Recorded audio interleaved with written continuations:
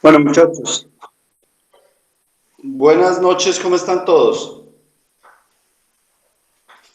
Buenas noches, muy bien. ¿Y usted cómo se encuentra el día de hoy? Muy bien, ¿cómo les ha ido? ¿Cómo van las cosas? Bien, gracias a Dios. Bueno, Estamos en la lucha constante. ¿Cómo? En la lucha constante, como siempre. Bueno, a ver, yo veo 6 personas conectadas, muy poquitos. Carlos Andrés, hola, ¿qué más? ¿Cómo le va? Bien, sí, señor. ¿Qué tal su semana, profe?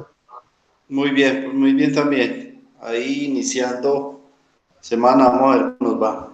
De más que bien, hay que tener buena energía. Sí, señor.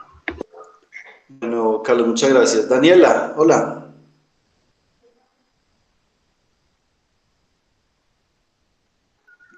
Buenas noches, profe, ¿cómo está?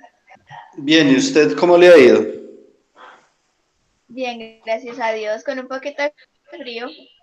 Sí, es cierto, está haciendo frío. Bueno, Daniela, me gusta saludarla. John Wilder. Lo mismo, profe. Bueno, John Wilder, ¿qué más? Profe, muy bien. ¿Cómo se encuentra usted el día de hoy? Bien, hermano. ¿Usted es agente policía o qué? ¿Para qué servicio? Bueno, porque es que lo veo armado en la foto, amigo. Ah, no. Como me dijeron una vez, policía un año, policía toda la vida. ¿Verdad? ¿Y qué? ¿Piensa ir o qué? Dios mediante para el año entrante, profe. Bueno, está bien. Lina María, hola. Buenas noches, profe. Buenas noches, compañeros. ¿Cómo está, Lina? ¿Cómo le ha ido? Muy bien, profe. Profe, el evento que tenía, pues lo que yo le dije que era cada 15 días, que ahora 8 días asistía y hoy no, pues lo cancelaron hoy, gracias a Dios, entonces puedo estar en toda la clase normal. Bueno, listo, Lina, está bien. Muchas gracias. Ok. Mauricio, Bueno, muy buenas noches, ¿cómo ha estado? bien, hermano, ¿usted cómo está? Excelente, gracias a Dios, bro. Bueno, me alegra saludarlos a todos, pues había un poquito, hicimos el saludo de todos. No sé, se quedaron viendo el partido, no se van a conectar, muy bien. Pues nosotros hacemos la labor, juiciositos nosotros, ¿sí o no? Bueno, Sí, señor. sí, toca. Bueno, la clase pasada empezamos a ver clases, ¿cierto? Vimos un pedazo de la tutoría. Hoy vamos a continuar con la pirámide de las normas. ¿Hasta dónde llegamos, cierto? Que no empezamos, todavía no hemos empezado a hablar de la pirámide. ¿O ya?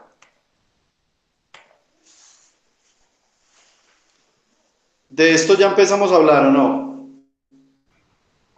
No, señor. Estamos hablando de la Constitución Política del 91.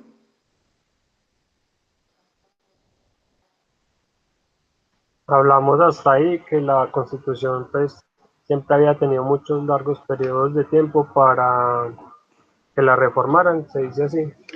¿Sí? Creo que hasta ahí fue que vimos la primera tutoría. Bueno, listo. Entonces vamos a retomar el tema, ¿cierto? Digamos que, a grosso modo, dijimos que la Constitución del 91 representaba a lo que nosotros queríamos como pueblo en esa Asamblea Nacional Constituyente de 1991. Se definió que se iba a cambiar la constitución política y se redactó una nueva, ¿cierto? Se promulgó el 4 de julio del 91 con 380 artículos. En este momento ya no tiene 29, sino 30 años de existencia. No, 20, no, sí tiene 91. Sí, todavía tiene 29 años. 29 años de existencia. La constitución política es la norma de normas. ¿Qué es eso? Que es la norma más importante que tiene el Estado. Deme un momento, yo abro una ventana.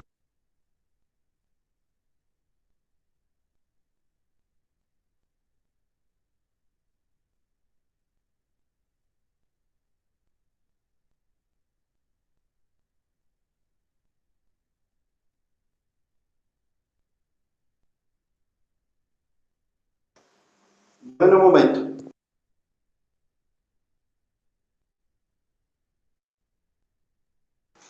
Esta habitación está más bien sola y entonces suena como si estuviera hablando en un coco. Bueno, listo. Dijimos que la Constitución es norma de normas. Por eso dentro de esa pirámide que vamos a ver hoy, que se llama la pirámide jerárquica de las normas, que fue elaborada por un señor que se llama Hans Kelsen, se llama pirámide de Hans Kelsen, pero recibe también el nombre de pirámide jerárquica las normas. Jerárquicas porque en Colombia las normas tienen una jerarquía dependiendo el órgano que las crea.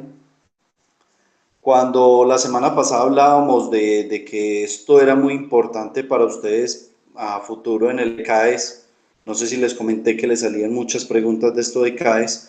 Esta pirámide preguntan mucho, mucho es mucho, quién expide la ley, quién expide un decreto, quién expide una ordenanza, el orden jerárquico de la pirámide. Entonces eso es lo que vamos a ver hoy. El orden jerárquico que se establece en Colombia para las normas, quién las expide y qué nombre reciben, por qué las normas no todas tienen el mismo nombre. Por ejemplo, hay una norma que se llama una ley, hay normas que se llaman decretos, hay normas que se llaman ordenanzas, hay normas que se llaman acuerdos municipales. Entonces, dependiendo la entidad que la expida, la entidad pública que la expida, pues recibe un nombre específico. Entonces vamos a empezar con que diciendo que la Constitución Política de Colombia es la norma más importante. El que la redacta es el pueblo, no se les olvide lo que les expliqué hace 8 días, que pues que el pueblo estaba en una necesidad porque las normas eran cambiantes y entonces ese artículo de la Constitución del 86 ya no nos representaba como pueblo, entonces el pueblo decidió reunirse y llamar a una Asamblea Nacional Constituyente para crear una constitución política. Entonces ahí está todo, digamos, todo el fundamento teórico de por qué el pueblo es el que crea la constitución política, porque es el pueblo el que se da sus propias normas y depende de sus necesidades como pueblo. ¿Listo? Se dice que es el constituyente primario. Si usted alguna vez le preguntan quién es el constituyente primario, pues obviamente va a decir que es el pueblo. Nosotros elegimos al Congreso, que son los senadores y los representantes a la Cámara, para que ellos hagan las normas en nuestro nombre. Ellos por eso se llaman representantes, porque representan al pueblo. El pueblo es el más importante dentro de esta pirámide, que elige, que es el constituyente primario, y elige al Congreso para que hagan normas, lo que el pueblo no hace. O sea, el pueblo definitivamente no se puede dedicar pues a hacer normas, sino que el pueblo elige a unos personajes, que son estos, para que hagan las normas en nombre del pueblo. Por eso es que las normas, por eso las manifestaciones, las marchas y todo eso, por la inconformidad del pueblo frente a las normas que pide el Congreso, que no representan el pueblo. Estos se llaman el constituyente secundario porque son los elegidos por el constituyente primario para hacer las normas. Entonces, el Congreso elabora unas normas que se llaman la ley. La ley la expide, nuevamente, valga la redundancia, el Congreso de la República, a través del Senado y la Cámara de Representantes. Por debajo de esa jerarquía están los decretos ley, y los decretos ley los expide el presidente de la República. Antes de eso, voy a darles una explicación acá de algo que quiero que tengan en cuenta, y es lo siguiente. ¿Esto por qué está tan arriba? Listo. Resulta y pasa que están las 3 ramas del poder público: el ejecutivo, el legislativo y el judicial. ¿Sí? Estas son las 3 ramas del poder público. El ejecutivo es el presidente. El presidente administra. Se me pasó. El legislativo, legis es ley, entonces el legislativo hace la ley. Y el judicial, que son las altas cortes, administran justicia. ¿Listo? Entonces, estas son las tres ramas del poder público, autónomas e independientes. Ahí se las dibujé. Si nosotros estamos acá en la pirámide y estamos hablando de normas, ¿por qué el presidente de la República, que no tiene nada que ver, con base en lo que les acabé de describir acá, que el presidente es el que administra y el legislativo es el que hace la ley, ¿por qué la ley o las normas? ¿Por qué el presidente expide decretos ley? Entonces uno se pregunta, venga, ¿por qué si esta no es la rama ni son las funciones del presidente? Porque el presidente está expidiendo leyes acá. Y se los voy a explicar conforme lo que pasó en Venezuela, ¿cierto? Que es la dictadura que vive Venezuela. Resulta y pasa que dentro de los estados democráticos existe una posibilidad de que el Ejecutivo, que es el Congreso, el Legislativo, que es el Congreso, le entregue esas facultades al presidente, le entregue las facultades al presidente para que expida decretos ley. ¿Qué es eso? Que el Congreso dice, vea siguiente, yo quiero que por 6 meses haga usted las normas, o sea, legisle usted. Ya les dije que esa no es la función del presidente. Pero entonces el Congreso, con base en una norma constitucional, le dice al presidente, legisla usted, pero siempre y cuando el Congreso esté de acuerdo con esa situación, de que le entregue esas facultades al presidente. ¿Cuándo ha pasado en Colombia? Cuando Santos, presidente, estaba suscribiendo el proceso de paz, tenía que redactar las normas concernientes al proceso de paz, ¿cierto? Eran muchas normas. Si ponía al Congreso a debatir esas normas y a que ellos las elaboraran, iba a pasar 4, 5, 10 años y ellos haciendo esas normas. Entonces, ¿qué le propuso el presidente al Congreso? Vea, Congreso, facúlteme a mí de manera extraordinaria, se llama una facultad pro tempore, o sea, por un tiempo que no puede ser superior a 6 meses, facúlteme a mí, yo expido las normas. Cuando ya las tenga redactadas, se las paso a usted, que es el legislativo, el encargado de hacer la ley, para que usted les dé visto bueno y le dé la aprobación. Y entonces, eso es un ejemplo, un claro ejemplo, de cuando el Congreso se desprende de sus funciones y se las puede entregar al presidente por un tiempo determinado que no puede ser superior a 6 meses. Por eso se llama pro tempore. Sí, señor. Es una pregunta, ¿qué tan viable para un país es que eso suceda? Ya le voy a decir con el ejemplo de Venezuela, por eso lo traje a colación. Listo, profe. Resulta y pasa que en Venezuela, y gracias por la pregunta, porque por ahí derecho la explico, en Venezuela, el Ejecutivo, ¿cierto? El presidente es el que administra el Estado, por eso usted, el Ejecutivo, usted dependiendo de la persona que elija como presidente, él se va a gastar, digamos, o va a invertir los recursos que obtiene a través de los impuestos y va a decir, vea, el presupuesto nacional es tantos billones, en este momento está como en 250 y pedazos de billones. Entonces le dice, vea, le va a entregar tantos billones al Ministerio de Educación, tantos billones al Ministerio de Salud, al de Hacienda, a todos los ministerios, ¿cierto? Y él administra eso. Pero el que le hace la ley es el legislativo, el Congreso. ¿Qué pasó en Venezuela? No sé si nosotros hablamos de la reelección presidencial de Uribe, presidente, hace la clase pasada, no. No, señor. No, profe, no hablamos de eso. Bueno, resulta y pasa que en los países donde existe la democracia, pues el término democracia es la rotación del poder, ¿cierto? Rotación del poder es que un ejecutivo, un presidente, está en periodo y sale y entra uno nuevo.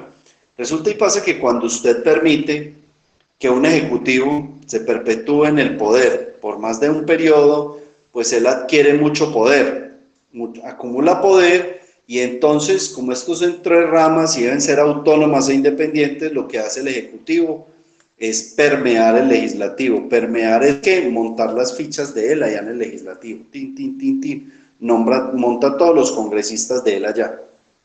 Y adicional a eso, nombra en un periodo de 8 años, tiene la posibilidad de modificar la rama judicial, o sea, poner las fichas de él en la rama judicial, los que administran la justicia.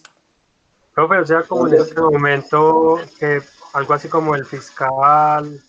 Exactamente, eso es prácticamente, digamos, no hasta allá, porque el tema del fiscal siempre ha sido el presidente y ahora ha tenido muchas connotaciones porque los presidentes que han habido son corruptos, entonces el fiscal se ha convertido en eso, en la persona que le tapa a ellos en cierta medida los delitos que posiblemente hayan cometido, ¿sí? Entonces, pero también es referente a eso, la posibilidad de que tiene el Ejecutivo de nombrar esos altos dirigentes, eso es poder. Entonces, acumular tanto poder es ponerlos de él acá y acá. Entonces, ¿qué pasa? Mire el ejemplo de Venezuela. El Ejecutivo acumuló tanto poder que el legislativo era de él y el judicial también. ¿Qué pasa cuando el Ejecutivo es dueño del Legislativo y del Judicial? Pues obviamente le dice al Ejecutivo, entrégueme las facultades a mí, yo legislo, y entonces eso pasó en Venezuela. ¿Qué hizo el presidente? Empezó a legislar el presidente cuando no era función de él, y cambió todo el sistema, pasó de un sistema capitalista a uno socialista, ¿cierto? Y lo grave era que la justicia, que es la encargada de hacerle control a esas normas, de que sean legales, como también era de él, entonces, ¿qué hacía? Toda norma que él hacía, le echaba la bendición, le decía, si está bien hecha, bien pueda, amigo, si está bien hecha. Y entonces otros órganos autónomos e independientes, como el Consejo Nacional Electoral, la CNE, que lo han escuchado mucho, que es el Consejo Nacional Electoral, que es el que vigila las elecciones, cada que hacía el Ejecutivo unas elecciones, decía, sí, ganó él, porque como acumuló tanto poder, tenía los magistrados también del Consejo Nacional Electoral que trabajaban para él. Entonces, ahí es donde el Estado se convierte en una dictadura, que el Ejecutivo adquiere tanto poder que él es el que legisla, él es el que administra la justicia, dice cómo se mueve, cómo a quién juzgan y a quién no, y las elecciones siempre las va a ganar él, porque tiene el Consejo Nacional Electoral. Por eso les hablaba yo del tema de Álvaro Uribe, porque él en tanto tiempo que ha estado en el poder, ha acumulado tanto poder que mire la situación tan compleja que tenemos hoy. El legislativo hace las normas prácticamente que diga el ejecutivo en carne propia o en carne ajena, ¿cierto? O representando a otra persona. Y el judicial pues está tambaleando porque es que también tiene permeado en cierta medida la justicia. Tanto así que mire el fiscal. ¿Cómo es posible? Yo le digo desde el punto de vista jurídico y desde mi conocimiento como abogado, ¿cómo es posible que la fiscalía tiene una función de acusación, sea de la que presenta la acusación contra un posible infractor, sea el que pida la libertad del infractor? O sea, eso se ve en Colombia, ¿cierto? Pues muy extraño, sí, pero pues se ve. Donde el fiscal es el que pide la libertad. El fiscal generalmente siempre pide es la detención de la persona, porque la fiscalía, la función es acusar. Dígame. Pues a lo que le estoy dando a entender es que entonces vamos como camino hacia Venezuela, entre comillas, ¿cierto? Pues mire, vea, es muy complejo no decir que vamos camino a Venezuela, porque es que nosotros estamos en el otro extremo, ¿cierto? Porque ellos optaron por un sistema socialista, distribución de la riqueza, donde el Estado tiene todo, es el dueño de todo y entrega pues a las personas, digamos en cierta medida lo mismo, dependiendo de la riqueza que tengan. Nosotros estamos parados a la otra orilla, pero la otra orilla del otro lado totalmente, donde estamos en un sistema capitalista donde no hay posibilidades de distribución de la riqueza. Y lo grave del asunto acá en Colombia es que la riqueza no se ha acumulado digamos, por el camino de la legalidad. La riqueza se ha acumulado a través del despojo de tierras, de la violencia, del narcotráfico, del paramilitarismo. Entonces, digamos que eso es lo grave. Que el 1% de la tierra, el 99% de la tierra le pertenezca al 1% de la población, hablando de Colombia. Entonces, digamos que eso es una desigualdad que tiene el capitalismo y que nos está llevando a la otra orilla total. O sea, yo no justifico el socialismo porque no se justifica ni el capitalismo extremo como estamos ahora, que ya les voy a decir qué situación se presenta y que es supremamente delicada para nosotros. Cuéntame. Nosotros como pueblo podemos hacer algo para prevenir, o sea, para mejorar nuestra situación. Pues primero económica y segundo social y política. Sí, pero lo que pasa es que el pueblo sale a manifestar y estamos tan permeados que dice que somos guerrilleros, que es que el que sale a manifestar porque no está de acuerdo con una norma es guerrillero. Y entonces sale la manifestación y no solo salen los de la manifestación, sino que salen también los de la oposición, pero posiblemente los de la oposición salen a hacer terrorismo, vandalismo, entonces ya permean las marchas también. Es que ese es el tema. Es que no necesariamente las personas que estén marchando son malas, posiblemente están permeados por la oposición, por los que les conviene decir que las marchas son malas. Entonces, es que son muchas cosas que hay que evaluar. Posiblemente hay gente violenta dentro de las marchas, sí lo hay, pero pues váyase usted a la historia y la historia le dirá que los derechos se han conseguido a través de ¿qué? Manifestaciones. A través de manifestaciones, sean violentas o pacíficas, pero por eso es un derecho fundamental, porque usted tiene el derecho a manifestarse frente a un gobierno que a usted no le sirve, que no lo representa, que no garantiza sus derechos, como en el caso de los gobiernos de este momento. El gobierno, en este gobierno no ha habido posibilidad de sentarse a negociar con ellos, porque es que usted lo que ve en las noticias es, pues, es una cosa loca. Entonces, digamos, para no entrar como en polémica, porque pueden haber estudiantes que estén de acuerdo con el gobierno y otros que no. Entonces, el tema es mirarlo desde un punto objetivo. Les doy un ejemplo. No sé si la clase pasada lo hablamos de la manera como los políticos le vendían las ideas a los ciudadanos. No, No hicimos el ejercicio. no, profe. Yo le pregunto a un compañero, le voy a poner un ejemplo, espera un momentico. Yo pongo algo acá que no se me olvide. Yo le pregunto, vea, le voy a plantear una idea a un compañero y me dice si está de acuerdo o no, para que hagamos un ejercicio frente a cómo venden las políticas, las ideas de los políticos. Yo le digo a Alejandro Mejía, ¿está ahí? Sí, profe, yo estoy acá. Listo. Alejandro, yo le pregunto, vea pues, no sé si lo hablamos la clase pasada, lo del Amazonas. No, profe. Bueno, entonces, para que no... resulta y pasa que el Amazonas es el pulmón del mundo, ¿cierto? Entonces yo le digo a Alejandro, vea Alejandro, usted sabe que el Amazonas es el pulmón del mundo, ahí hay agua, allá es donde está la riqueza y eso es lo que va a mandar la parada a futuro, ¿cierto? La Constitución Política, el artículo 8-9 establece, no lo recuerdo bien, pero pues le estoy dando la referencia más o menos, que es obligación de todos los colombianos proteger la riqueza natural, ¿cierto? Del país, y eso es la riqueza natural.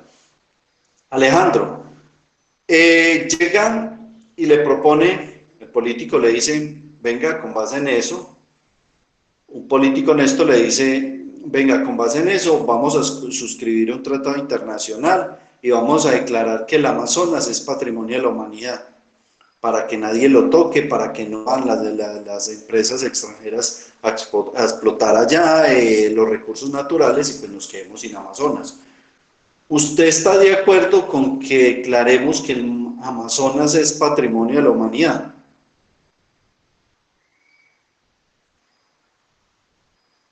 Alejandro, Está complejo, profe. ¿usted qué Pues la piensa? verdad, Lo vamos a cuidar con base con lo que dice la Constitución Política, que pues debemos cuidar los recursos naturales. Vamos a suscribir un tratado internacional para que lo declaremos patrimonio de la humanidad y nadie pueda explotar nada allá. ¿Por qué no patrimonio cultural? O bueno, cultural, como lo quiera llamar. Porque pues la mitad del Amazonas nos pertenece a nosotros como colombianos. Sí. El otro porcentaje lo tiene Brasil y otro país, si no estoy mal. Sí. Pero entonces, pues yo diría patrimonio pues cultural. Y sería, ni siquiera necesitaría ser un patrimonio, porque nosotros como pueblo tendríamos que cuidarlo sí o sí. Pero en base a lo que usted me está diciendo, yo diría que sí. Listo. Bueno, y entonces el político sale a vender la idea y muchas personas van a decir, sí, es cierto, es un patrimonio, sea natural o cultural, digamos que natural porque estamos hablando de mina, hablando de agua y eso, sí. Y si es cultural también por el tema de los indígenas también, pero entonces lo vamos a declarar patrimonio cultural y natural entonces, para que quedemos allí. Entonces muchas personas van a decir, sí, estoy de acuerdo. Pero entonces llega otra persona y les dice, venga, ¿cómo así? ¿Cómo así que patrimonio de la humanidad? No, venga, es que eso no es de la humanidad, eso es de nosotros los colombianos. ¿Cómo le vamos a entregar eso a la humanidad? Va, pregúntele si Estados Unidos o un país desarrollado tiene una reserva natural y le dice, vea, venga para acá que esto es patrimonio de la humanidad. No, eso no es patrimonio de la humanidad. Les digo que en Colombia suscribió un tratado internacional en ese sentido, ¿cierto? Entonces, ¿qué pasa ahí? Mire las ideas como las puede vender una persona, ¿cierto? Un político le vende una idea a usted y entonces le dice, vea, hagamos esto porque es bueno por esto, por esto. Por eso es muy bonito el raciocinio, ¿sí? La posibilidad que nosotros tenemos de pensar frente a lo que nos están ofreciendo. Y el político funciona con base en eso, el político es un vendedor de ideas.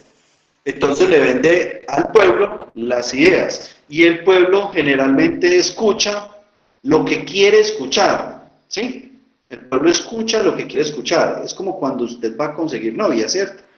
Usted a su novia no puede ir a decirle, mira, usted cómo está despeinada, mira ese pelo mal arreglado. No, usted no puede ir a decirle eso, usted tiene que ir a decirle, así está mal arreglado, como amaneciste bonita. Así funciona el tema de las ideas. Usted no puede vender una idea partiendo de que la va a vender tocando sus características, digamos que menos favorables. Entonces, si usted va a vender una idea, usted la tiene que vender bien, y eso es lo que funciona con los políticos. Y así nos llevan a nosotros con cuentos, nos llevan con cuentos siempre. Entonces, ahora las redes sociales se han convertido en eso, en un sinfín de noticias que nos llevan a nosotros en un vaivén de ideas. Ni siquiera de ideas, porque la mayoría son noticias falsas. Sí. Ese es el tema con los políticos. Y entonces cuando nosotros estábamos, que toqué el tema del presidente pasado de Uribe, era eso. Pille pues la idea que nos vendieron a nosotros. Nos dijeron, vean, hay que permitir la reelección presidencial porque si no lo hacemos, pues él es el único que está garantizando la seguridad democrática. Tiene la guerrilla allá de... ¿Cómo era que habla? ¿Cómo? No, qué pena, fue el perro. Listo. Que tiene la guerrilla arrinconada, él es el de la garantía, él es de la seguridad democrática. Los colombianos nos llamaron a un referendo, nos llamaron a modificar la constitución política, porque nosotros estamos acá y nosotros podemos modificar la constitución política.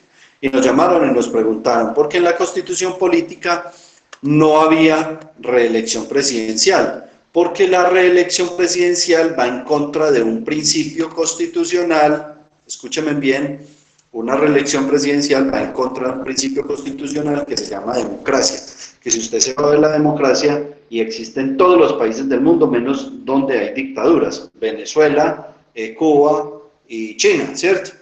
Que son regímenes. Entonces allá no hay democracia, no hay rotación del poder. Y entonces a Colombia llegan y nos llaman y nos dicen, venga, faltó Corea del Norte. ¿Ah? Faltó Corea del Norte. Ah, sí, bueno, listo, Corea. Esos son los 4. Creo que hay otro por allá. creo que es Singapur o algo así. Resulta y pasa que llegaron y nos dijeron a nosotros, venga, permitan una reelección para garantizar la continuidad de un programa, listo.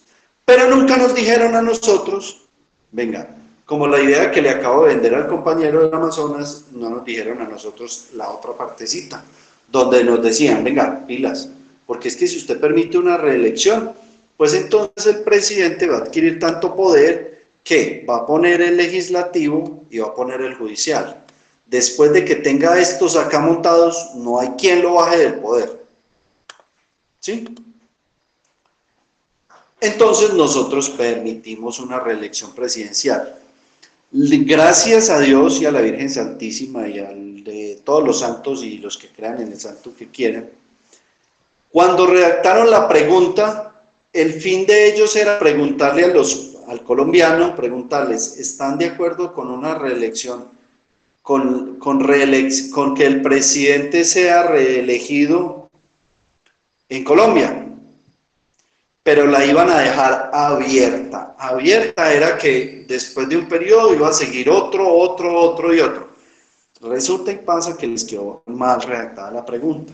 Eso es un fiasco, pero eso fue el peor revés que sufrieron ellos. La pregunta la redactaron de la siguiente manera. ¿Está de acuerdo con una segunda reelección presidencial? Y así se fue la pregunta, y así le preguntaban al pueblo, y el pueblo dijo sí. Cuando él quiso un tercer mandato, la Corte Constitucional, que es la judicial, la judía, le dijo, no amiguito, usted le preguntó al pueblo si quería una segunda, pero no una reelección indefinida. ¿Y qué? Se le cayó la estantería, y entonces ahí fue donde vino con su papá Santos. Cuando vino su papá Santos, recuerden que ellos pelearon, y entonces Santos, digamos que en un acto de rebeldía, modificó la Constitución nuevamente, y le mochó pues la cabeza, hablando en malos términos, a la reelección presidencial. Tanto así que ya en Colombia no se permite la reelección presidencial, porque Santos presidente, en esa disputa con su antiguo socio, decidió modificar la Constitución política y no estuvo sino un segundo periodo, y no permitió que esas reelecciones presidenciales se siguieran dando en Colombia.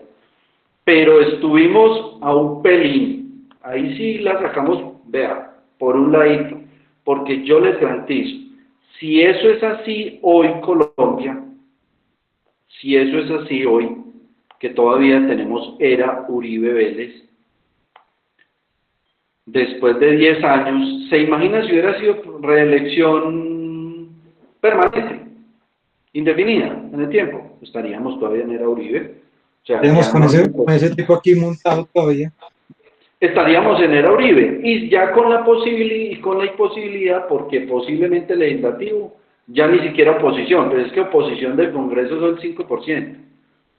Y la judicial, pues la rama judicial ya estaría modificada toda, pues mire que... No, ya el CNE estaría con él. Y por la más de que se CNE, quieran pues, votar a los otro presidente, no sé. ya los tendrían todos.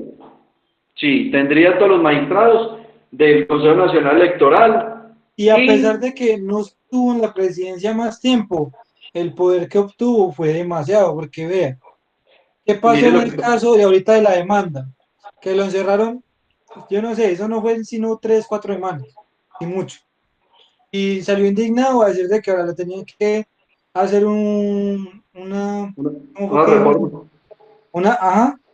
Y que tenía que pagarle cierta plata por el daño que le habían hecho. Vean, esa reforma a la justicia, resulta y pasa que la rama judicial está compuesta por el Consejo de Estado, la Corte Suprema de Justicia, la Corte Constitucional, el Consejo Superior de la Judicatura. Son 5, me falta una, Consejo de Estado, Corte Suprema de Justicia, son 4 cortes: Corte Constitucional, Corte Suprema de Justicia, Consejo de Estado y Consejo Superior de la Judicatura. Son 4. Modificar 4 cortes es muy complejo, ¿cierto? O sea, entrarle a las 4, muy duro. ¿Qué pretenden hacer? Una sola. Porque cuando usted tiene una cabeza es más fácil mandar ahí arriba, no mandar 4.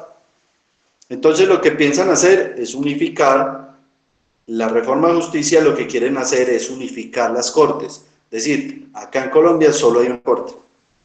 Razón de ser. Eso no se presta para más corrupción. Pues, ya de por sí hay corrupción en las 4 ramas, ¿cierto? Sí. Eso no se presta para una corrupción a nivel un poquito mayor. Pues lo que pasa es que vean, el tema es nuevamente la idea. ¿Cuál es la idea que están vendiendo? Supuestamente eso le favorece al país por el tema, incluso ellos mismos lo han dicho, que es que hay mucha corrupción en la corte, en las cortes, pero esa es la idea que le están vendiendo a los colombianos. Entonces usted como ciudadano se tiene que tocar el intelecto y decir, si es eso, entonces de no tomar las decisiones con base en lo que nos digan, porque como ya les di unos ejemplos cómo funciona, entonces la idea que le están vendiendo a usted es la idea que realmente le sirve. ¿Por qué las manifestaciones generalmente salen de las universidades? Porque en las universidades es donde se toca este tema, en las universidades es donde se le toca el corazón al estudiante y se le dice, vea amigos, es que funciona de esta y de esta manera. Es que en la universidad yo le digo al estudiante, vea señor estudiante, es que nosotros tenemos una entidad que se llama la Contraloría, ¿cierto? Y la Contraloría es la encargada de que no se roben la plática del Estado, pero resulta y pasa que se están perdiendo 50 billones al año. Entonces, usted como estudiante, entonces ya se empieza a cuestionar, venga, ¿cómo así que nosotros tenemos una entidad que se llama la Contraloría, que es la que vigila que no se roben la plata del Estado, y se están robando 50 billones al año? ¿Sí? Entonces usted empieza a cuestionar, y entonces usted va más allá, y entonces usted se da cuenta que el Contralor Municipal lo elige el Consejo Municipal, el Contralor Departamental lo eligen los diputados, o sea, la Asamblea, y el Contralor General de la Nación lo elige el Senado. Y entonces el Contralor tiene que vigilar, el Contralor Municipal vigila a los concejales, el Contralor Departamental vigila a los diputados y el Contralor Nacional vigila a los senadores que no agarren la plata. Entonces usted nuevamente hace el cuestionamiento y dice, venga, ¿cómo así? Estos manes lo eligen para que lo investiguen a ellos. O sea, ¿qué imparcialidad puede tener eso? Entonces ahí es donde viene ya el tema de nosotros como académicos de cuestionar la política pública y cuestionar, porque usted ya tiene un conocimiento y usted con base en ese conocimiento puede hacer cuestionamientos. Entonces usted le dice al Estado, venga Estado, ¿cómo así que se perdieron 50 billones? Tenemos una Contraloría que le vale yo no sé cuántos billones al Estado, vigilando que no se robe la plata, se la roban, usted es el que los elige para que los vigilen a ustedes mismos, entonces ¿qué imparcialidad tiene la Contraloría? Y otra cosa, venga, ¿cómo así que la Contraloría hace un control posterior y selectivo? Posterior es que se roban la plata y entonces yo después voy y miro con la Contraloría y digo, este contrato quedó mal hecho, aquí se perdieron 20 billones, se perdieron 100.000 millones acá. Sí, pero la plata ya está perdida, o sea, ¿para qué un control de esos? Y selectivo es que la Contraloría mete la mano con ojos cerrados en los contratos y saca el que quiera revisar, no lo revisa todos. Entonces yo le pregunto a usted, vaya a una empresa y pregunte si en la empresa el control a la producción, a la calidad, a las ventas, a todo, lo hacen posterior. El control no es preventivo. Entonces tenemos unas normas tan ilógicas que, digamos, no aguantan ningún tipo de cuestionamiento. O sea, usted cuestiona al gobierno frente a una situación de estas y lo único que hacen es decirle, son barrabasadas, porque no hay un orden lógico o una respuesta lógica frente a lo que le estoy diciendo. ¿Cómo es posible que yo elija al Contralor y el Contralor sea el que me investiga a mí? Ese man no me va a investigar porque ese es amigo mío, yo lo elegí allá y le voy a decir, amigo, pilas que en ese contrato tengo unos chicharroncitos ahí, pase por encimita y listo. Entonces, ¿cuánto está perdiendo? 50 billones al año. Entonces, eso es lo que les quiero dar a notar a ustedes en la clase, ¿cierto? Que mire que esta problemática social obedece al desconocimiento de nosotros de todas estas situaciones, que deberían ser de conocimiento público. Todos los ciudadanos deberíamos conocer exactamente cómo funciona el Estado. porque es que si el Estado está bien, nosotros también estamos bien, es que todos somos Estado.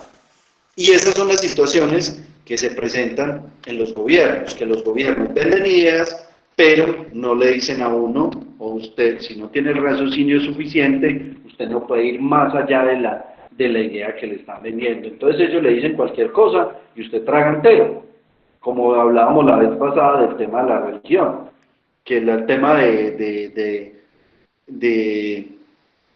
si usted se pone a revisar la historia también, y usted se da cuenta que el sometimiento del mundo siempre ha sido a través de esas dos situaciones, la política y la religión.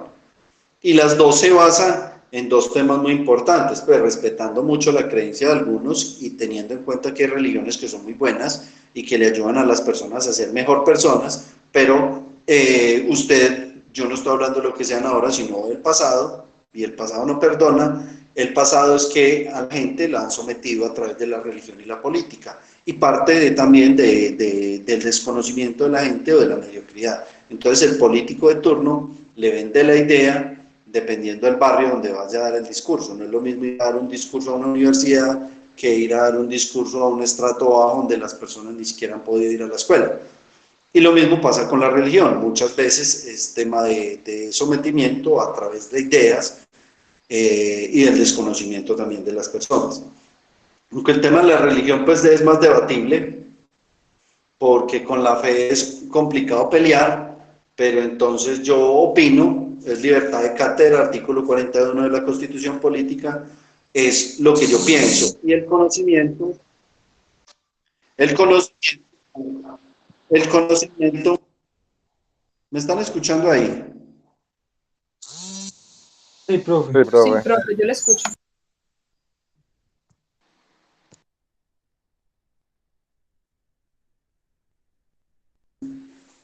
Ay, discúlpeme, que es que me estaban llamando y entonces como tengo el audio del celular y el video de acá al computador, cuando me llaman acá al celular. Entonces, ahí iba, me hicieron perder el hilo. ¿De dónde iba? En el tema de la religión, profe. Sí. Eh, que el tema de la religión, pues, es muy debatible porque eso eh, es muy complejo. Mire que ahora el tema se ha convertido más bien en un negocio. Pues, denme un momentico porque si no me van a enloquecer con este teléfono. Denme un momentico, ¿sí? Tiene que ser algo urgente y me disculpan para tanta insistidera. Tranquilo, profe. Disculpen un Tranquilo, momentico. profe.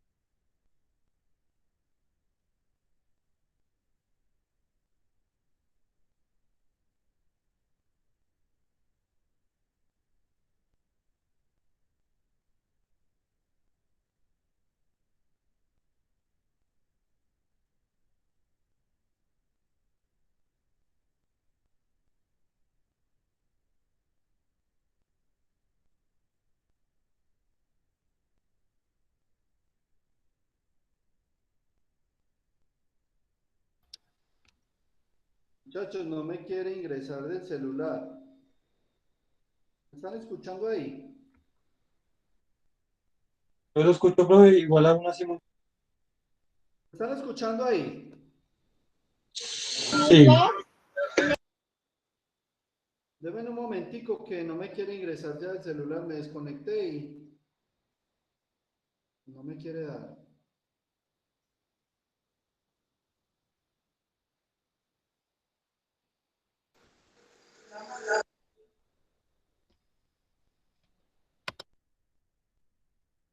Bueno, listo, ahora sí, ya, volvimos, ¿cierto? Sí, profe. Dale, ahora sí. Sí, profe. Bueno. Bien, listo.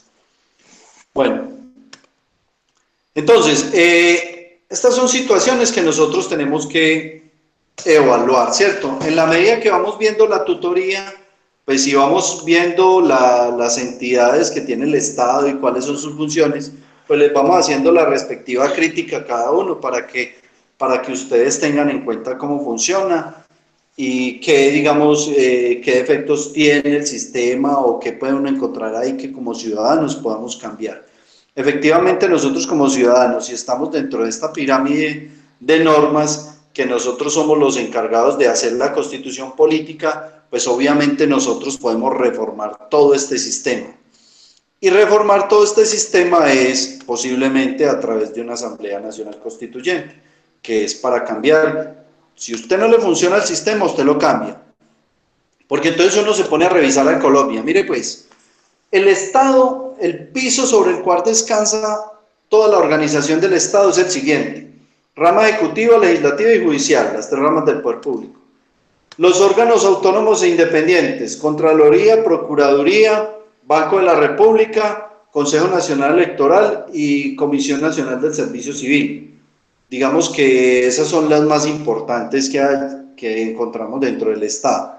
La Fiscalía, pues obviamente hace parte de la rama judicial. Pero entonces hagamos un recuento. Tres ramas del poder público: el Ejecutivo, podrido en la corrupción; Legislativo, podrido en la corrupción; Judicial, podrido en la corrupción; Procuraduría, también corrupta; Contraloría, pues mire, ahí se perdieron 50 billones. Consejo Nacional Electoral, ¿se acuerdan los escándalos de las elecciones y que Petro todavía estaba por ahí pataleando que porque le han robado las elecciones? Posiblemente sí hubo un fraude, posiblemente eso es corrupción, ¿cierto? Porque ¿cómo es posible que una entidad que debe ser autónoma, pues resulte con unas investigaciones como esas? El Banco de la República es el único que ha estado ahí como, porque digamos que el Banco de la República, al ser una entidad tan importante, digamos que desde la Constitución de 91 se le dio una autonomía diferente. Y entonces el gobierno de turno no ha podido permear ni entrar allá. Entonces los profesionales que trabajan en el Banco de la República son realmente profesionales y unas hojas de vida intachables. Entonces el Banco de la República no ha tenido temas de corrupción hasta el momento. Entonces ahí está. Y es el que maneja la economía, entonces de ahí dependemos mucho. Entonces digamos que hemos tenido suerte con eso. ¿Qué otra entidad? La Comisión Nacional del Servicio Civil, que es la que hace los concursos, pues eso siempre ha estado en el ojo del huracán con el tema de los concursos, que esos concursos han sido comprados. Entonces usted se pone a revisar todas las entidades del Estado, nada más las de alto nivel, entonces usted no encuentra nada. ¿O qué hay ahí que pueda sacar uno la cara? Por ninguna. Entonces eso meritaría uno decir, bueno, listo, vamos a reformar toda la estructura del Estado. Nosotros somos el pueblo y podemos cambiar todo esto. Pero entonces sale una persona vendiendo esa idea y entonces le dicen, no, venga, es que usted lo que quiere hacer es otra cosa, usted quiere montar una dictadura, quiere montarla esto, o usted lo que quiere es perpetuarse en el poder, y entonces salen los de la derecha, los de izquierda, y entonces unos venden una idea y otros venden otra. Pero no se les olvide que nosotros estamos en la mitad de la izquierda y la derecha, entonces nosotros somos los que ponemos la plata y ponemos los muertos. Tanto es así que mire el tema de los tributos, ¿sí? Que en Colombia hay una situación supremamente grave frente a los tributos, que es la siguiente: está la clase alta, ¿cierto? Está la clase media y está la clase baja, ¿cierto? Eso para ponerlo ahí como a referencia de los tributos. Están estas tres clases, ¿sí? Se las voy a dejar ahí como solitas. Resulta y pasa que el Estado está funcionando de la siguiente manera.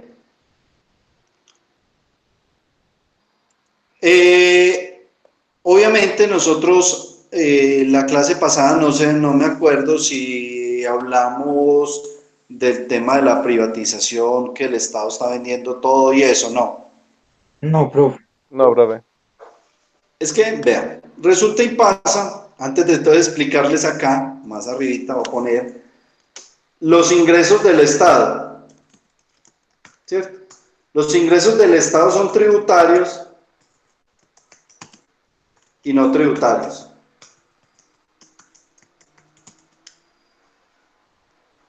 ¿Cierto? Y estos dos son muy diferentes, los ingresos tributarios y los no tributarios. Los ingresos tributarios son los que nos meten la mano al bolsillo a nosotros y nos dicen tienen que pagar el IVA, retención en la fuente, impuesto al patrimonio, todo eso. Los no tributarios son los ingresos que provienen, que le llegan al Estado, digamos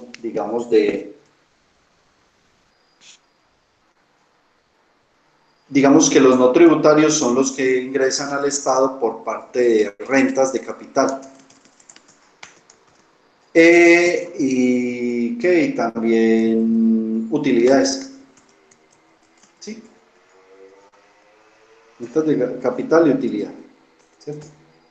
¿Qué es eso?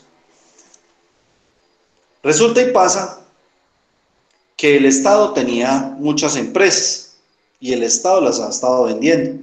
Entonces, estos ingresos que tenía por rentas de capital y utilidades ya no los tiene. Les doy un ejemplo de qué impacto tiene eso para nosotros en el Estado.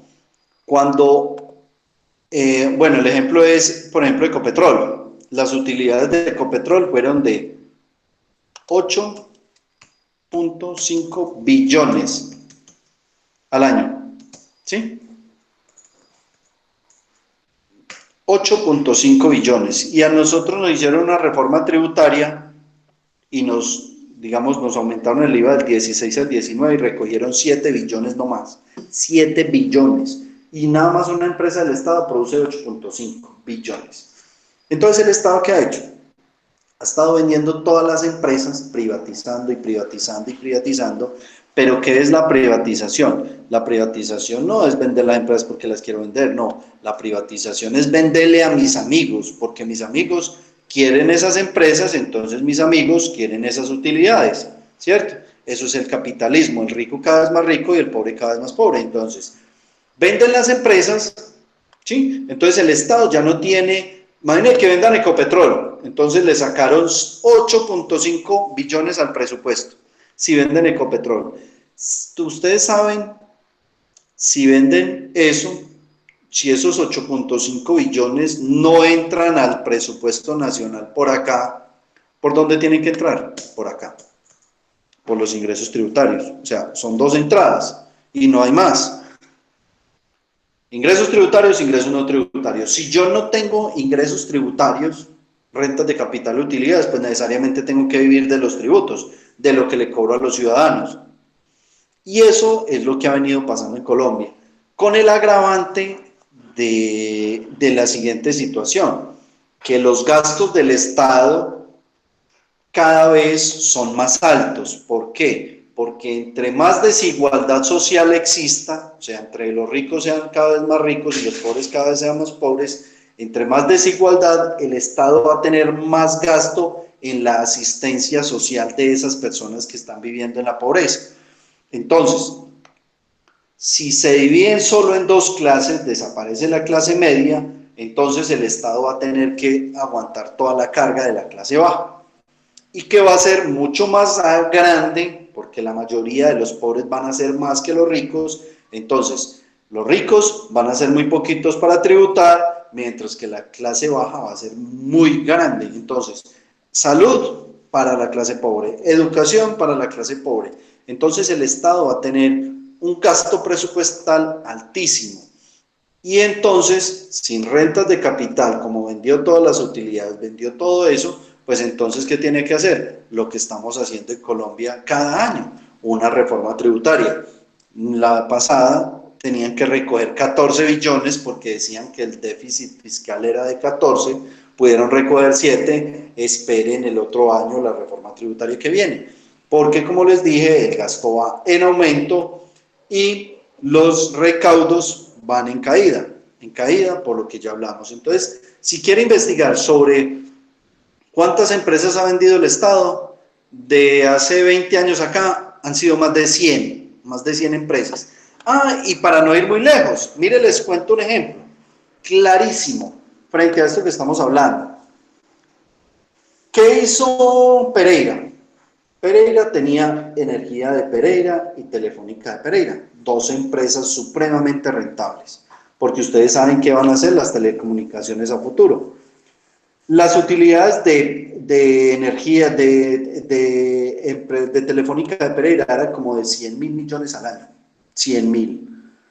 ¿Qué pasa con el presupuesto de Pereira? Nosotros, los pereiranos, vivíamos de esa plática, ¿cierto? Nos llegaban utilidades de Energía de Pereira y nos llegaban utilidades de Telefónica de Pereira. Vendieron Telefónica y montaron el aeropuerto. Sí, quedó muy bonito el aeropuerto, pero ¿cuánto produce el aeropuerto? Habría que mirar cuánto produce el aeropuerto, porque eso ya no es público, sino es una APP, una alianza público-privada. O sea que hay plata privada también, o sea que eso quién sabe cómo van a quedar. Yo les garantizo que las utilidades no van a ser las mismas. Entonces, vendimos eso, nos quedamos sin los 100.000, vendimos Energía de Pereira, nos quedamos sin la utilidad de Energía de Pereira. Imagínense, Aguas y Aguas, que la han querido vender también. ¿Se acuerda que ahora que hubo el tema de la pandemia, a los que vivían en Pereira estrato 1, 2 y 3, creo, no, estrato 1 y 2, no sé cómo funcionó bien, les dijeron no les vamos a cobrar el agua y esa plata la vamos a cubrir con las utilidades de la empresa de Aguas y Aguas? Pues Sí. creo que a la 3 también lo cubría porque yo soy estrato 3 y a nosotros no nos llegó servicios por esos meses. ¿Ustedes saben con qué van a Obviamente pagar eso? al mes, a los 2 meses después nos lo cobraron más alto, pero bueno. Pero ¿saben que supuestamente con qué van a cubrir eso? Con las utilidades de la empresa de Aguas y Aguas.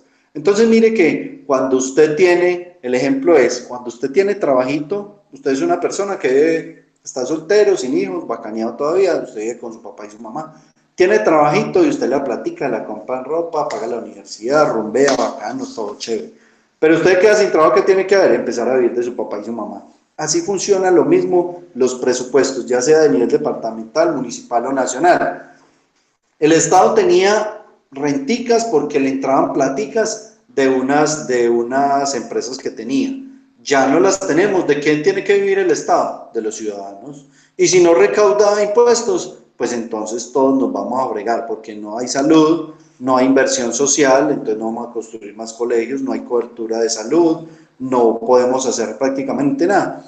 Y eso, todo esto que estamos hablando, amarrado a lo siguiente, que cuando decía la desigualdad social, que es prácticamente la tendencia a desaparecer la clase media, y es el siguiente agravante, que la clase alta no tributa, y usted me dirá, ¿cómo así que no tributa? Es que esos son los que tienen plata, esos son los que pagan la... No. Ustedes han escuchado qué es en los paraísos fiscales, y saben qué es un paraíso fiscal. Lo he escuchado más, no sé qué es, profe. El paraíso fiscal es que hay estados, países, donde usted lleva su plata y ellos no brindan información a los demás estados quién tiene dinero allá. Ejemplo, Steven Marín tiene 20.000, no, pongámosle 200.000 millones de pesos, 200.000 millones. Digamos que son 500 millones de dólares. Yo en Colombia, si tuviera esa plata acá, me tocaría pagar el 34, el 36% de renta, más impuesto al patrimonio, mejor dicho, esa platica se la sopla al Estado, como dicen vulgarmente. Entonces, ¿qué hago yo? Yo cojo esos 500 millones de dólares y los llevo a Panamá, y le digo, Panamá, vea, guárdeme esta platica aquí, ¿cuánto me va a cobrar usted de impuestos, Panamá? Ah, no, si usted tiene esos 500 millones de dólares acá, yo le cobro el 5%, no más, de impuestos, págame el 5% anual y deje la plata acá está segura. Yo soy ciudadano colombiano y yo tengo que declarar lo que tenga en Colombia y lo que tenga en el mundo, las empresas lo que tenga por fuera, porque es mi patrimonio. Yo soy ciudadano colombiano y tengo que pagar renta acá. Resulta y pasa que el Estado va a averiguar y Panamá le dice, no, no le puedo decir si él tiene plata acá. Entonces, ¿qué hago yo acá? Declaro que nada más tengo 1.000 milloncitos de pesos que tengo allí en una empresa y ya no tengo más plata. Yo realmente sí tengo 500 millones de dólares, pero los tengo allá y no pago renta allá, porque están escondidos. Ese país se llama un paraíso fiscal, donde las normas de ese estado permiten que los ciudadanos lleven dinero allá y que nadie sepa que tienen dinero allá. Eso es un paraíso fiscal. Entonces la clase alta... ¿Eso es legal? Sí, claro, porque es que, bueno, entonces volvemos acá, mire que las preguntas son muy acordes con lo que estamos hablando. El pueblo es el que dicta sus propias normas. Y si Colombia decide ser un paraíso fiscal, es un paraíso fiscal porque nosotros somos soberanos, nosotros no nos metemos en la vida de los otros países. ¿Usted le puede decir a Estados Unidos que le permita la entrada de los Huawei a Estados Unidos? No, ellos dicen, no, aquí no entran, ¿por qué no? Y lo mismo si quieren ingresar, sí, ingresen acá y yo los cuido acá, esto es mi territorio, yo acá lo hago lo que me dé, yo quiera, ¿sí? Entonces, nosotros dentro del Estado somos soberanos, nosotros nos damos nuestras propias normas, a menos que existan un tratado internacional donde yo me obligue con otros países a reportar ese tipo de información. Si Colombia suscribe un tratado internacional, ejemplo, con Estados Unidos, con Europa, con Estados Unidos, con España, Francia, Inglaterra, donde se comprometen a divulgar ese tipo de información, yo lo tengo que hacer. De resto, no, porque yo soy soberano, yo veré qué hago acá dentro de mi territorio. Es como si fuera su casa. Yo no puedo ir a decirle al compañerito que tiene que tender la cama a las 7 de la mañana, porque él me dice, no, amigo, esta es mi casa, yo la atiendo a la hora que me dé la gana. Y eso pasa, discúlpeme el ejemplo, pero eso pasa con los países, para que tengamos claro el tema. El concepto se llama soberanía. ¿Qué es la soberanía? Un soberano es un rey. Entonces el pueblo, cada país es soberano. Tanto es así que mire que Venezuela cambió todo su régimen legal, cambiaron todas las normas. ¿Y quién ha podido decir algo? Mire la presión que le ha hecho Estados Unidos. ¿Y ha podido hacer algo? No ha podido hacer nada porque ellos son soberanos y ellos hacen lo que les dé, ellos quieran allá. ¿Sí me entendieron? Sí, Sí, profe. Listo, entonces volvemos acá con el tema de los paraísos fiscales. Entonces la clase alta.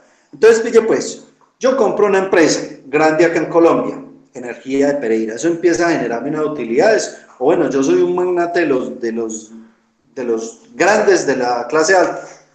Yo tengo 500 millones, 1.000, 2.000 millones de dólares. ¿Usted tiene esa plata acá en Colombia? No. No, Para eso. Una pregunta. Señor. Y lo de Avianca, pues porque ya que estamos hablando de plata, ¿cuál es? Avianca es empresa propia de Colombia, no. No, eso no es de Colombia. Es Incluso una todo el privada. mundo ha dicho que eso es extranjero. Listo. Que nació en Colombia. Lo que pasa es que, mire, vean, la gente confunde el tema. ¿En qué sentido? Y pues es muy fácil de entrar en la confusión, porque es que la empresa nació en Colombia y digamos de acá fue donde el nacimiento de ella, es una empresa colombiana, es colombiana sí, pero es de nosotros, ¿no? Los dueños son extranjeros, entonces eso no tiene razón de ser y la tienen matriculada en otro país, o sea que tributas en otro país. ¿Cuál fue la bobada del gobierno haberle prestado unos como 100 y punto o 80 y algo de millones a Bianca para que no quebrara? No, ¿Eso eran con qué fin se hizo? eran 350 millones de dólares. Y un tribunal de Cundinamarca le paró ese préstamo, eso todavía no lo han dado. Porque un ciudadano le mandó eso. Le dijo, oiga, ese crédito, así como está, es ilegal. Y pidió una medida cautelar que era la suspensión del crédito. Y el tribunal de Cundinamarca, que es la justicia, que es la encargada, mire cómo funcionan las ramas del poder público, y mire qué bueno hablar de los ejemplos, porque eso lo va ilustrando a uno de cómo funcionan las tres ramas. Cuando estábamos hablando acá,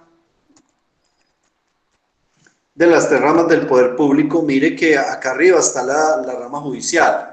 Y la rama judicial es la que le hace control al Ejecutivo y al Legislativo frente a los actos, o sea, frente a lo que hace. Entonces, usted no está conforme con el gobierno, entonces usted demanda que dice, no, venga, ¿cómo así gobierno? Es que usted tiene que respetar estos criterios, ¿sí?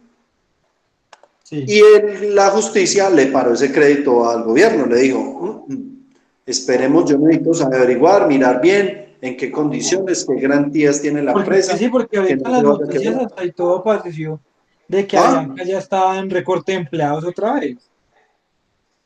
Y vea, y usted no Entonces, vio la por eso me noticia. generó la duda y esperé a que se diera el tema monetario y de que se diera el tema de las empresas de Colombia como tal, o sea, las empresas colombianas, para preguntar eso.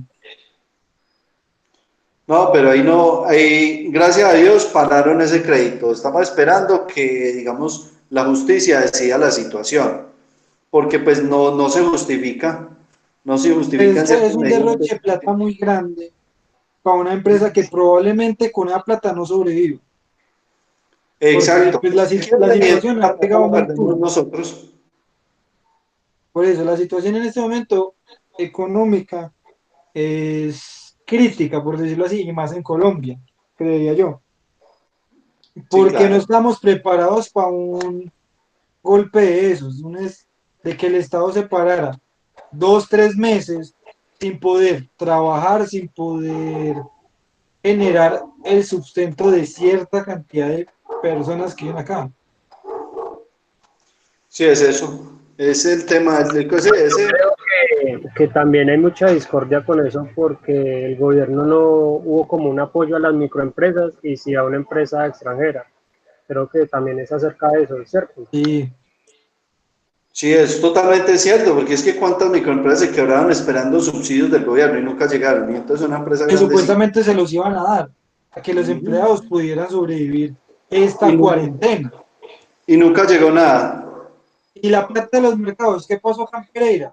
Se la robaron. Cuando menos pensé, ya no había plata para los mercados, ni para los servicios, ni para nada. Y los 2 meses que supone que tenía que pagar el gobierno, nos lo cobraron después, creo que a nosotros los de la clase baja, con un golpe y un totazo, que fue lo que nos llegó a nosotros. Sí, es cierto. Bueno, pero entonces mire, Pero así mira, llegando un subsidio, si estaba llegando un subsidio de 170.000 pesos, pero a personas que uno decía, pero venga, usted no lo necesita tanto. Y conocí muchas personas que le llegaban ese subsidio y con ese subsidio se pintaban las uñas y compraban ropa. Tengo un caso, profe. Un amigo de mi novia le dijo, él es estrato 4, 5, más o menos.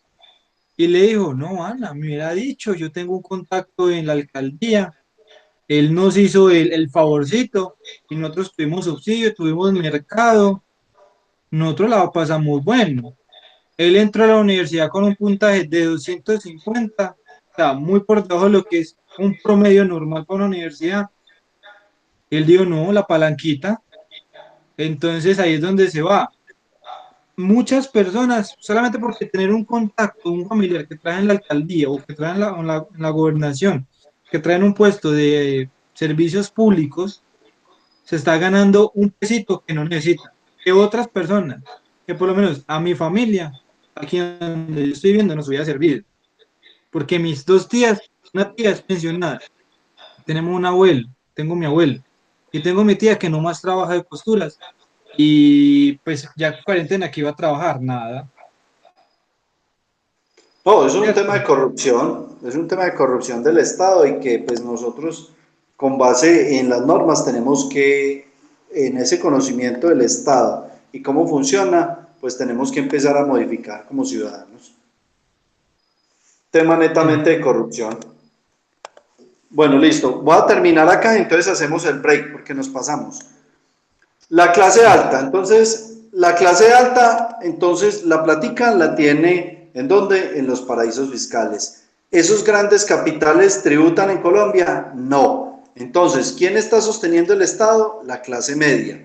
y con el agravante de quién es el que elige a los gobernantes, la clase baja, porque como la clase baja somos más y en la clase baja se venden las ideas más fácil, entonces en la clase baja no es sino ingresar un poquito de capital, un tamal, una teja, un coso, entonces la clase baja elige, la clase media paga los tributos para sostener todo y la clase media, la clase alta gobierna y no tributa.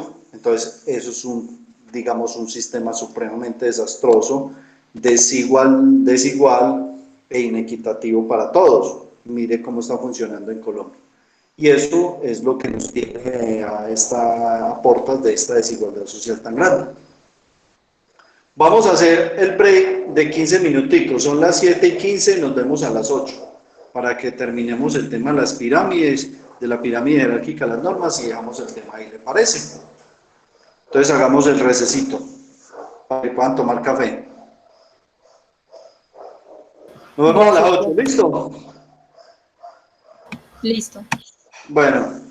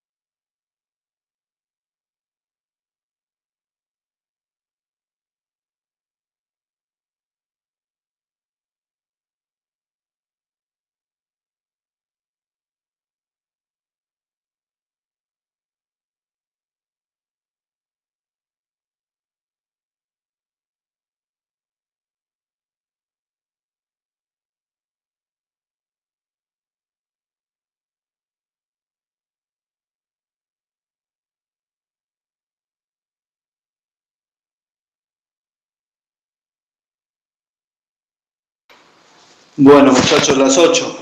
Volvimos.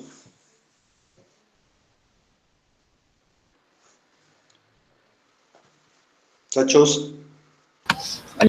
Sí, profe. Listo, profe. Bueno.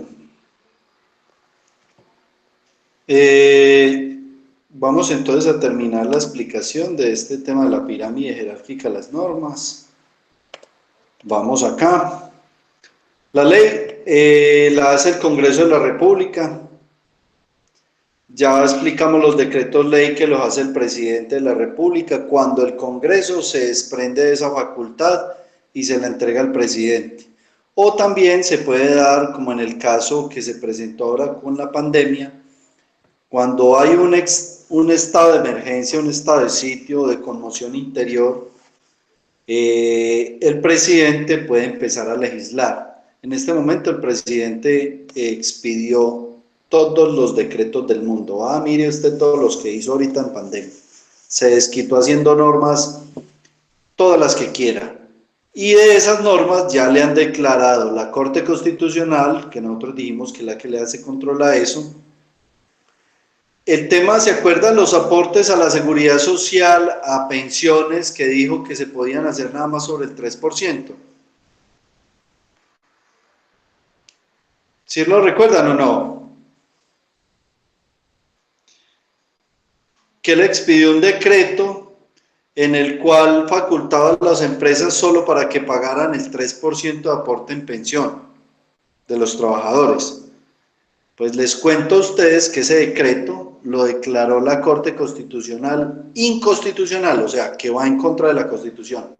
¿Qué pasó ahí? Entonces los empleadores quedaron debiendo esa plata al sistema y posiblemente se las van a cobrar. El tema del decreto, estos días se expidió un decreto del trabajo por horas. Estamos esperando que lo revise la Corte Constitucional, porque eso también yo creería que no va a pasar, porque eso es una reforma laboral y eso que tiene que ver con la pandemia. Entonces, él ha expedido un poco de decretos y la Corte Constitucional, pues obviamente los tiene que revisar y decide si están conforme a la ley o no conforme con lo que dice la ley y la Constitución política. Listo. Los decretos también los expide el Congreso, que sería el Senado y la Cámara de Representantes. Esto a nivel nacional, ¿cierto? Hasta acá. Entonces, la Constitución política, la ley, los decretos son de orden nacional. A partir de acá empiezan ya de orden departamental y municipal. Las normas a nivel municipal, departamental, las expide la Asamblea Departamental, los diputados, y se llaman ordenanzas. Si a usted le preguntan cómo se llaman las normas a nivel departamental, se llaman ordenanzas, y las expide la Asamblea, que son los diputados que usted elige cada 4 años. A nivel municipal, las normas se llaman acuerdos municipales, y los expide el Consejo Municipal. No le olvide que este consejo se escribe con C. El único consejo que se escribe con C es el Consejo Municipal. Entonces, el Consejo Municipal expide los acuerdos. Un ejemplo de ello, para que lo tengan ahí de referencia, era el acuerdo municipal por medio del cual se cobraba la valorización. ¿Recuerdan que crearon un impuesto de valorización y que Gallo devolvió esa plata? Eso lo hicieron a través de acuerdos municipales. Las normas que expiden las entidades se llaman resoluciones y digamos que son las últimas dentro de esa jerarquía. Si esto es una jerarquía, entonces las de abajo, las normas, digamos, de últimas de la pirámide, que son las resoluciones, acuerdos, tienen que ir conforme a la Constitución. ¿Qué pasa cuando una norma, digamos, expiden una norma y no se acompasa con lo que dice la Constitución? Un ejemplo. Expidieron una ley, el Congreso, el Código de Policía, el compañerito que va a ser policía más adelante, ¿cierto? Patrullero.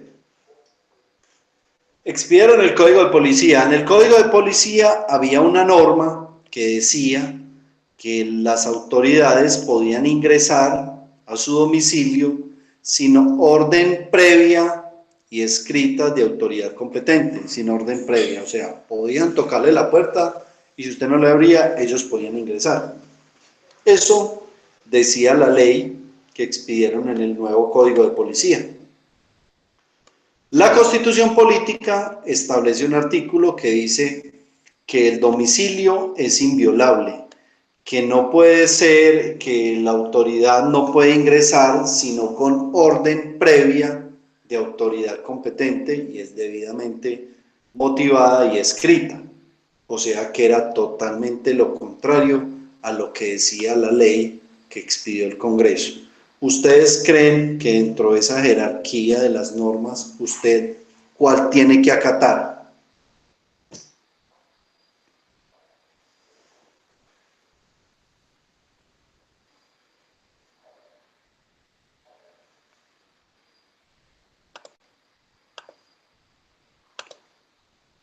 Alejandro,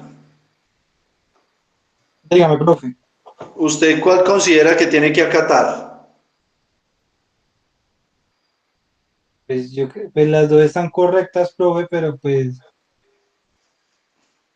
La Constitución dice que no pueden entrar a su domicilio sin orden previa y escrita. Y la ley, que es el Código de Policía, dice que sí que sí pueden ingresar. a las dos son leyes, profe. Sí o No, sí. una es la Constitución y la otra es una ley. La Constitución dice que no pueden ingresar. Entonces, pues en ese caso, para mí sería la Constitución, porque es la que da mis deberes y mis derechos como ciudadano. Y ahí el Listo. Código de Policía me lo está infringiendo, por más de que sea una ley. Listo. ¿Qué dice Daniela? ¿Tú qué piensas?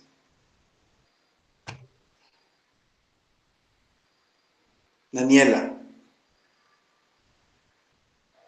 Daniela. Profe, qué pena, se me está cayendo mucho la señal. ¿Qué piensas de lo que acabamos de hablar? Sobre la Constitución, Sí. pues tengo muchos puntos de vista sobre la Constitución porque No, pero lo que aunque acabo de preguntar, Daniela, ¿no escuchaste? no, profe, se me estaba cortando mucho. Bueno, listo. Fabián. Fabián. Fabián. Profesor, disculpe, lo que pasa es que tengo problemas de la comunicación. Mira, yo considero que lo que se debería acatar sería lo que dice la Constitución, porque se supone que es el conjunto de derechos y deberes que deberían regir tanto las leyes como la política en el ejercicio diario. Pero desafortunadamente ese tipo de cosas se hacen es para presionarnos y obligarnos a cumplir leyes arbitrarias. Listo. Mauricio, ¿qué piensas? Muchas gracias, Fabián. Mauricio. Pues yo estoy de acuerdo con la Constitución. Listo, bueno. Entonces, muy bien.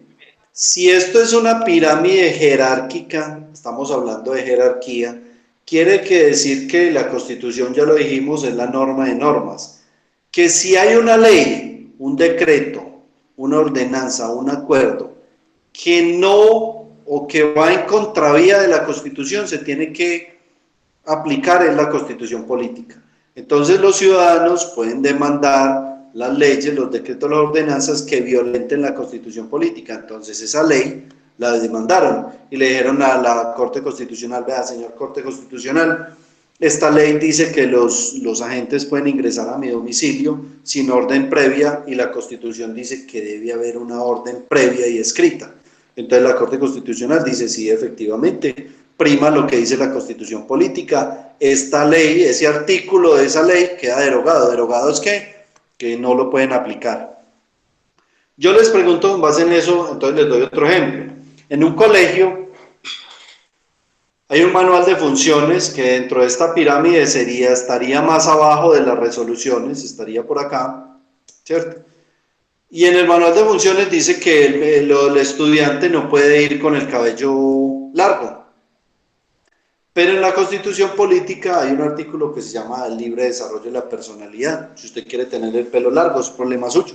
Eso nada interfiere con la sociedad y ni con los derechos de los demás. ¿Cómo quedó ese reglamento estudiantil o manual de convivencia del colegio frente a la Constitución Política?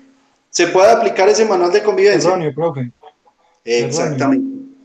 Porque, Eso es lo, porque inflige el derecho fundamental de un ser humano como tal, eso es para no lo que decir les niño. quiero denotar, sí, Alejo, eso es lo que les quiero denotar dentro de esta pirámide, que todo se tiene que respetar la jerarquía. Yo les doy otro ejemplo, no solamente frente a la Constitución Política, sino a esta jerarquía. La ley dice que los impuestos solo pueden ser creados por una ley. Eso dice la ley, que los impuestos solo pueden ser creados por una ley. Llega un alcalde a través de un acuerdo municipal, le dice al consejo, venga, consejo municipal, montemos un impuesto. El impuesto al consumo de gaseosa en la circunvalar. Y montan el acuerdo y dicen, en la circunvalar no se puede consumir gaseosa. Y el que consuma le van a cobrar un impuesto. Entonces un ciudadano le dice, vea, ese acuerdo violenta la ley, porque la ley, que es la superior jerárquica a usted, de acuerdo, dice que los impuestos solo pueden ser creados por una ley. Y entonces, ¿cómo quedó ese acuerdo municipal? No se puede aplicar porque violenta la ley. Entonces, la jerarquía no solamente es frente a la Constitución Política, sino que también se puede dar de la ley a un acuerdo o de una ordenanza. El gobernador ordena algo y el alcalde ordena lo contrario. ¿Quién tiene prelación? El gobernador. Entonces, la asamblea, que son los diputados, tienen prelación sobre los acuerdos municipales. Entonces, los diputados piden una ordenanza por medio del cual todos los ciudadanos o los residentes del departamento se tienen que, digamos, los manda a cuarentena durante 48 horas, pero un acuerdo municipal dice que los de Pereira no. Entonces, ¿cuál es el válido? La ordenanza, porque prima en ese orden de jerarquías. ¿Listo? Sí, profe. Listo. Entonces, mire, vea, para el parcial no se les va a olvidar. Pues obviamente el parcial no va a ser dentro de 8 días porque nos falta un tema. Quedamos que el parcial era para la clase 3, pero entonces lo vamos a correr hasta la clase 4. ¿Listo? Entonces, tengan en cuenta, ¿quién elabora la ley? Entonces el Congreso. ¿Quién hace los decretos ley? ¿Quién hace las ordenanzas? ¿Quién hace los acuerdos municipales? ¿Quién expide las resoluciones? ¿Cómo es la pirámide jerárquica en orden descendiente? Entonces, Constitución Política, ley, decreto, ordenanza, acuerdo municipal y resoluciones. Y no se les olvide el tema ¿de qué? De que estos son normas. Y las normas tienen diferente nombre dependiendo la entidad que las expida. Voy a llamar a lista para que terminemos la tutoría con el tema que ya acabamos de finalizar, porque sí creo que faltaron muchas personas, ¿cierto que sí? No, profe, no somos como 13. ¿O cuántos No. somos? Sí, pero es que hay conectados muy poquitos. Vamos a mirar entonces a ver quiénes son. Listo, Funecrodin. Habemos 7, 8 conmigo. Somos 9 en el grupo, profe, con usted. O sea que somos 8 estudiantes. Voy a mirar entonces a ver acá qué es lo que me dice esto. ¿Qué me dice la plataforma?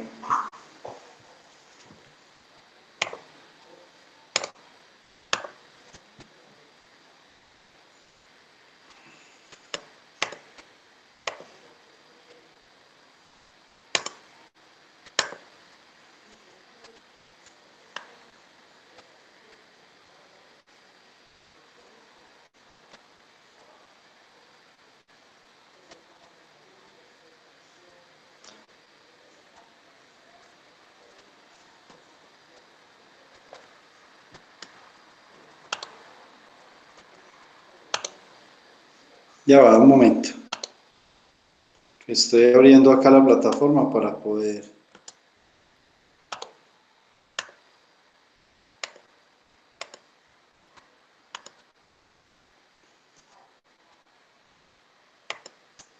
Juan Alejandro. Presente, profe. Listo. Kelly Verónica. Presente, profe. Andrés. Fabián Andrés. Presente, profe.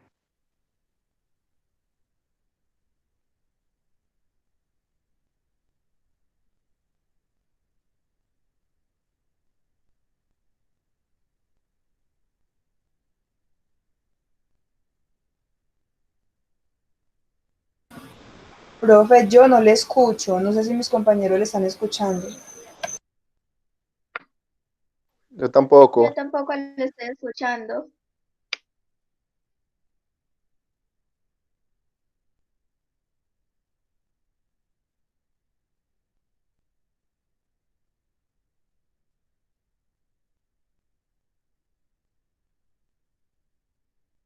Se desconectó, ¿qué me pareció? Yo creo que se desconectó el celular, porque él habla por el celular.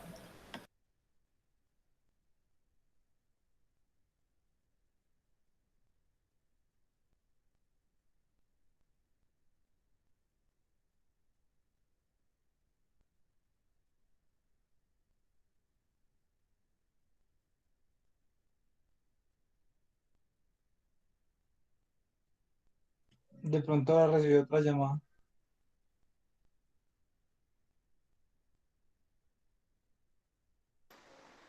Ahí me escuchan mejor. Ya, profe, ya lo Sí, escuchamos. profe. Listo, Carlos Andrés, ya.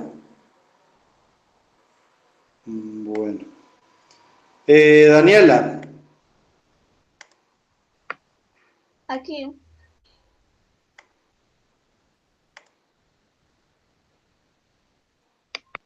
Ve, mira que se me salió de la plataforma y todo. Daniela. Carlos Andrés, ya. Joe Wilder, ¿me confirma, porfa? Ángel Mauricio ya me contestó. Presente, profe.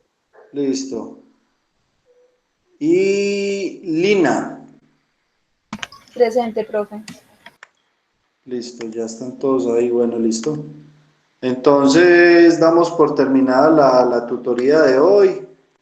Muchas gracias. Nos vemos dentro de 8 días. Listo. Bueno, les recuerdo, en la plataforma les voy a dejar un taller de los términos que deben hacer. ¿Listo? Es un Listo, taller profe. pequeño, listo, que deben Bueno, hacer profe. para dentro de 8 días. Bueno, entonces nos vemos Listo, profe. la próxima clase. Hasta luego, que estén muy bien.